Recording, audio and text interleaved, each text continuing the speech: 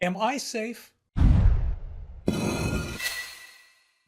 Hi everyone, Leo Notenboom here for askleo.com. The question is a very simple one. I did all the things you said to do. Am I safe now? I'm recording this answer because it is an answer that I need to be able to point people at frequently.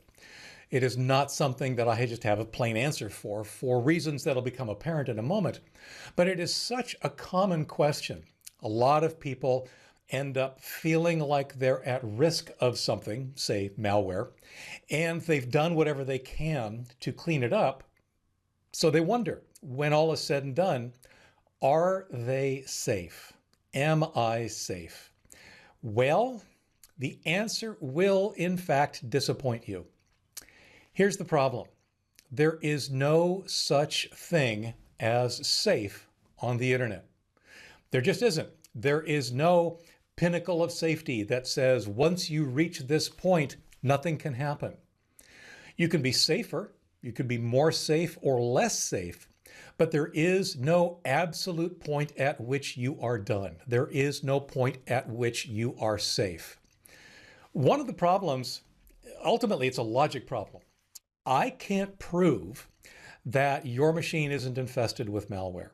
I can't prove that my machine isn't infested with malware. You can't prove a negative.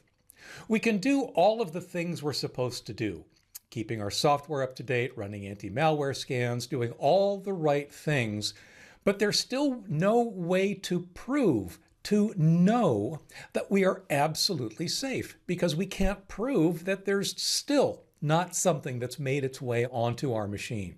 Even after addressing a problem that you might have encountered, and you've done all of the right steps to clear up that problem, remove that malware, change that privacy setting, whatever it is, there's still no way to know that there isn't something lurking.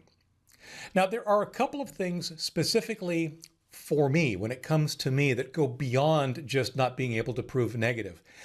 And that's something that I have to mention because it so often factors into not only my answers, but what happens after.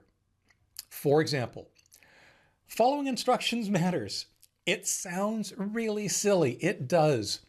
But following instructions is really, really important. Now, I get it. The instructions have to be understandable.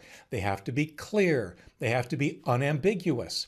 I try to do that. I really do try to do that.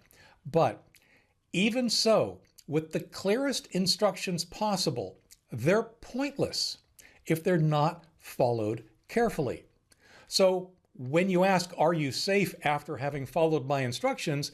I don't know that you actually followed my instructions. Now, something else. I could be wrong. I'll freely admit it. I could be wrong. I make mistakes. Even if I understand your situation as best as I possibly can, there's still a possibility that I could be wrong. I'm fallible. Even if there were such a thing as perfect safety, and there isn't, I will not be so presumptuous as to claim that I could lead you to it. It could be something else. I've often commented that computers and the internet are all so incredibly complex that it's amazing they work at all. It really is sometimes. It's a daily miracle. But given that things are as complex as they are, it's silly to suggest that there might not be something else lurking in amongst all of that complexity in the shadows that might compromise your safety. So, is safety futile? No, it's not. That's not what I'm saying at all. Striving for safety, being as safe as you possibly can, is critical. While there is no such thing as absolute security, there's pretty close. You can get close, and that's the goal. The closer you are, the less likely something bad is going to happen to you. And that's why I keep pointing to the litany of things you're supposed to do. keeping your software up to date, running up-to-date anti-malware tools and security tools, understanding what phishing looks like, knowing not to open attachments that you weren't expecting, those kinds of things. The kinds of things that are covered in my article, Internet Safety, 7 Things You Need to Do to Keep Your Computer Safe on the Internet. It's probably my most important article, and this is why. Because there is no such thing as absolute safety. You can only get close, and that article is all about the steps you need to take to get as close as possible. So the bottom line here is, if you're asking, am I safe? You're asking the wrong question. The only possible answer to that is no, or I don't know. There's no way for me to know.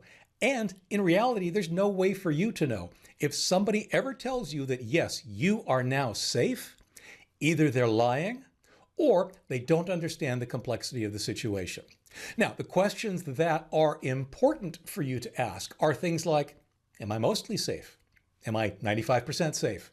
Am I safer than I was before, especially after you've eradicated some malware or taken some steps? Those are all realistic and valid questions. Am I as safe as I need to be is probably the most important question of all. For updates, for comments, for links related to this video and more, visit askleo.com/142753. I'm Leo Notenboom, and this is askleo.com. Thanks for watching.